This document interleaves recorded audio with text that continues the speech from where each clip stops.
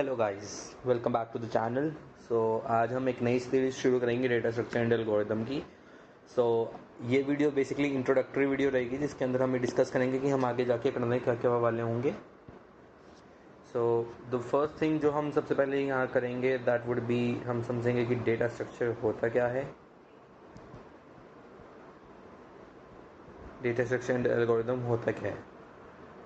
फिर हम इसमें जो मेनली अभी तक जो थियोरेटिकल पार्ट चलेगा दैट वुड बी लाइक कि यस एल्गोरिदम क्या होता है, टाइम कॉम्प्लेक्सिटीज़ क्या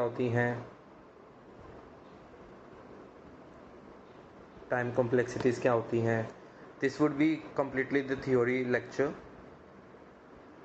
From here onwards it would be more like practical means we will be solving some questions and practicing the problems. So after time complexity we'll be discussing the space complexity. Okay, after space complexity we'll be move forward to the searching techniques.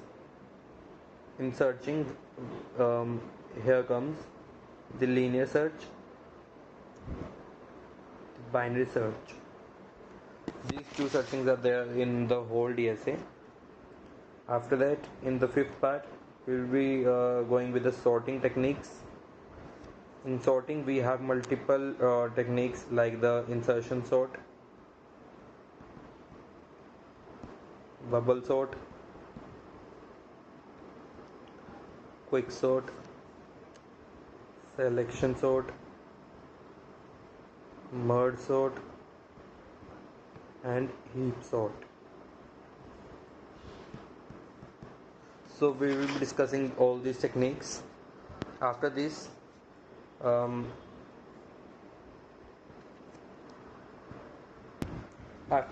हम आगे data structures पे चलेंगे। Data structure में सबसे पहले आएगा हमारा arrays में फिर हमारे पास 1D array, 2D array and 3D array. इनकी सारे की एड्रेस एलोकेशन,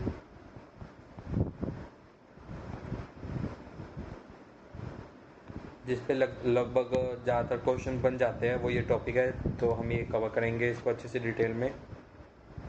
फिर उसके बाद हमारे पास 7th नंबर पे आएगा हमारा स्टैक्स एंड क्यूज। स्टैक,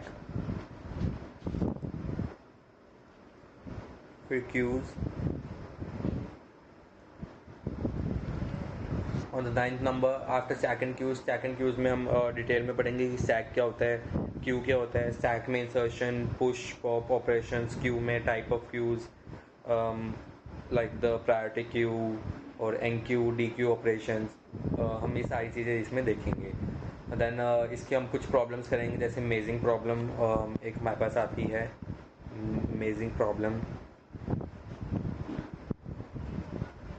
हम ये कवर करेंगे। फिर उसके बाद हमारे पास आता है कि लाइक इसके जो और infix expression to postfix and prefix expressions, हम ये भी कवर करेंगे स्टैक में। ओके, देन फिर हम इसमें एक फेमस प्रॉब्लम जो सबने सुनी होगी, टावर ऑफ हनोई प्रॉब्लम, इसका हम सॉल्यूशन देखेंगे कि इसका सॉल्यूशन क्या होता है to solve this problem. Okay, so yes, फिर स्टैक एंड क्यू के बाद हम आ जाएंगे द मोस्ट इजी पार्ट जिसको मैं बोलूँगा डीएसए का, that is link list. Link list में हमारे पास 3 लिंक लिस्ट होंगी, singly link list, doubly link list and circular link list. So हम ये 3 टाइप की लिंक लिस्ट, तीनों के अंदर ही insertion, deletion, add, subtract, reverse, फिर at the back, at the front, in between, हम ये सारी इनकी प्रॉब्लम्स को सॉल्व करेंगे। मतलब बेसिकली लिंक लिस्ट को अच्छे से डिटेल में देखेंगे। फिर लिंक लिस्ट को कवर करने के बाद यस, फिर लिंक लिस्ट को कवर करने के बाद ऑल्सो लिंक लिस्ट में हम एक चीज़ और देखेंगे कि कैसे इसकी स्टोरेज मैनेजमेंट होती है।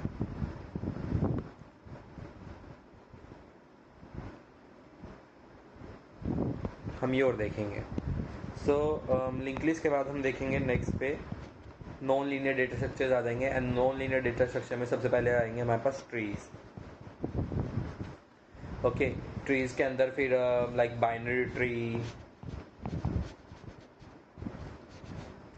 Binary search tree, complete binary tree.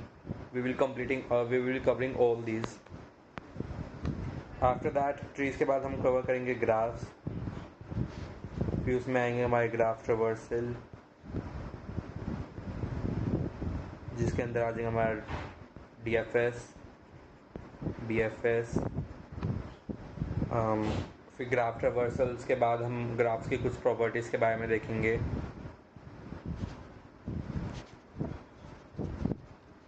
And फिर इसके बाद हम लास्ट में देखेंगे मिनिमम स्पैनिंग ट्रीज।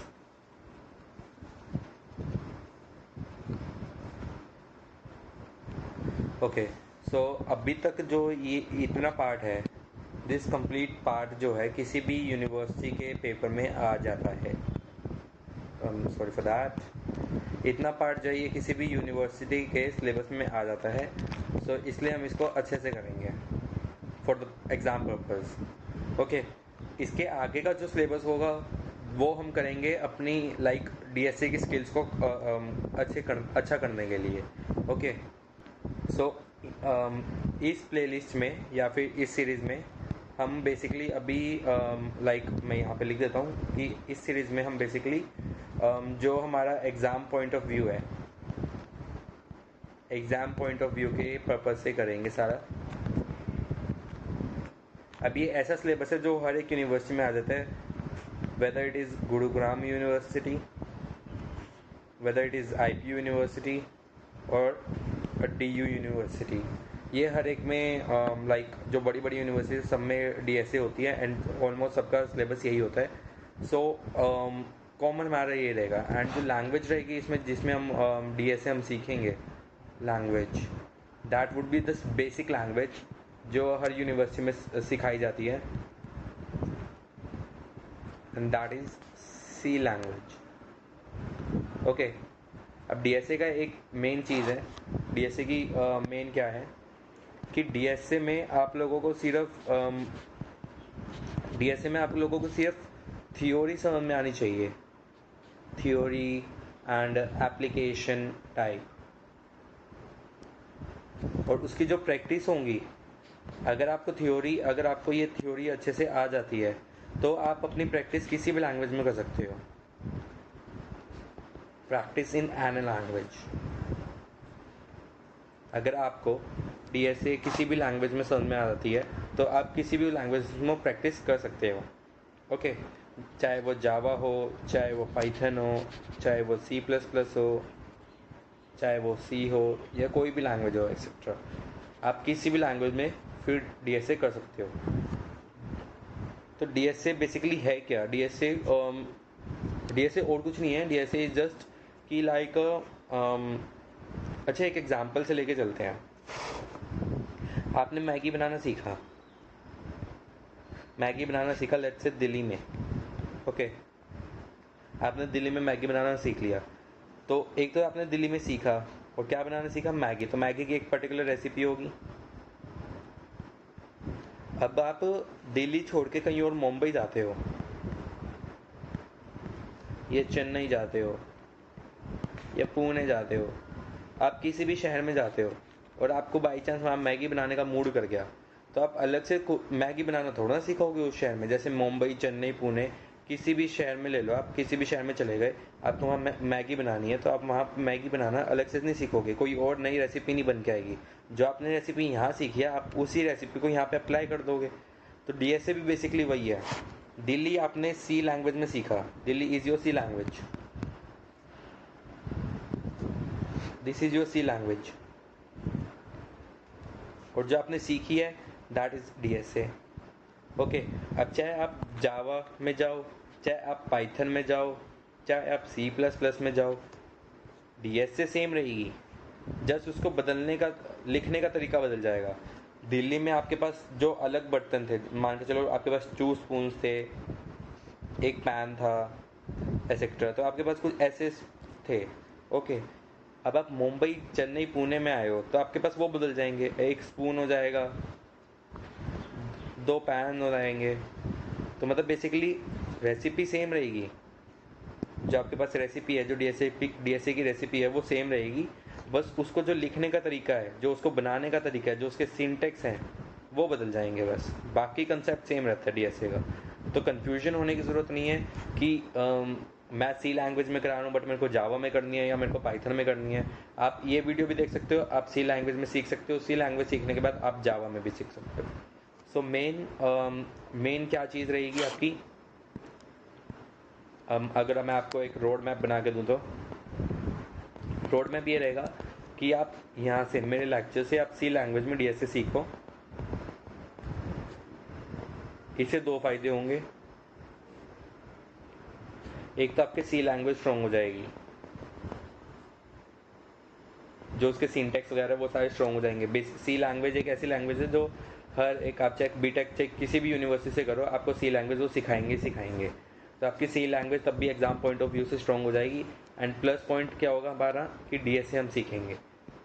फिर आप ये ख़त्म करने के बाद आप नेक्स्ट पे आ जाओ, आप अपनी कोई एक लैंग्वेज चूज़ करो, इधर इट इज़ जावा और पाइथन एक्सेट्रा, क्योंकि these 2 languages are mainly use in the like the corporate world. So आप इन दोनों में से कोई सी एक लैंग्वेज चूज़ करो और उस पर अपना सिंटेक्स सीखो, मतलब बेसिकली जावा और पाइथन को लिखना सीखो, उसके सिंटेक्स क्या होते हैं, उसके कोड कैसे लिखे जाते हैं, आप बेसिकली वो सारी चीज़ें जावा और पाइथन में सीखो। फिर आप जो यहाँ से सीख के आए हो डीएसए, और जो आप यहाँ से सीख के आए हो जावा पाइथन, उसको अप्लाई करके आप अपनी डिज़ायर्ड लैंग्वेज में डीएसए करो, फिर लीड कोड पे सॉल्व करो क्वेश्चंस, एंड आपकी जॉब पक्की।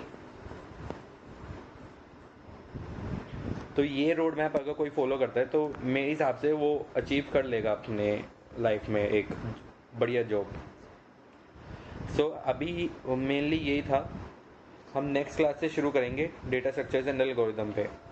इसकी थ्योरी पार्ट को कवर करेंगे, डेटा स्ट्रक्चर क्या होता है, एल्गोरिदम क्या होता है, टाइप्स ऑफ डेटा स्ट्रक्चर क्या होते हैं, उसके अंदर क्या क्या आते हैं, बेसिकली ये जो अभी हमने यहाँ पे लिखा array, stack, Q, link list, trees, ये सारे हमारे डेटा स्ट्रक्चर्स ही है। एंड एल्गोरिदम हम देखेंगे कि एल्गोरिदम क्या होता है, एल्गोरिदम कैसे लिखा जाता है, एल्गोरिदम और सूडो कोड में क्या फ़र्क होता है। तो हम ये सारी चीज़ नेक्स्ट वीडियो में कवर करेंगे। So thank you, bye bye.